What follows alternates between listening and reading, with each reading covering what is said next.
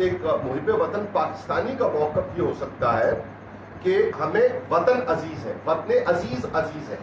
इसलिए कि इसकी तख्लीक में हमारे बुजुर्गों का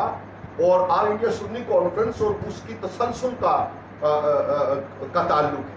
इसलिए जहाँ पे हमें इसकी इज्जत और वकार अजीज है वहाँ नहीं है। जो कल्चर डेवलप कर दिया गया है पॉलिटिकल ऑर्गेनाइजेशंस की तरफ से, मुझे 12 बजे क्यों भेजा वाले, या उससे पहले वाले लोग, या उससे भी पहले वाले लोग, सियासी एतबार से इस बात पर हमें अफसोस है कि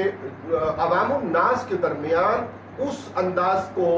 परवान चढ़ा दिया गया है कि आज आप अगर आयत कुरानी पढ़ना चाहें, हम ये नहीं कह रहे कि आप इहदिनस सिरातल मुस्तकीम पढ़ के तो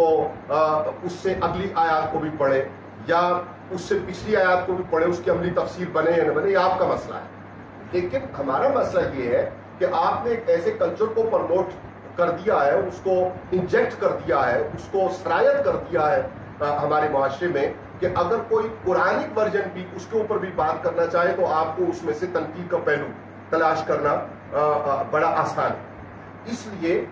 दीनी एतबार से जाहिर है कि अहले सुन्ना के हवाले से आपने बात की,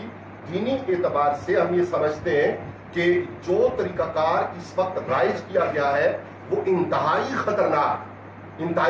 तरीकाकार है। खाना जंगी की कैफियत पैदा की गई है, घर के अंदर लोग इकट्ठे बैठने के लिए तैयार नहीं है, रिश्ते और दोस्तियां उनके मायार बदल गए हैं, और जाहिर है कि ये मायार के बदलने पर अपने ताइन जातियों में, खानकाहों में और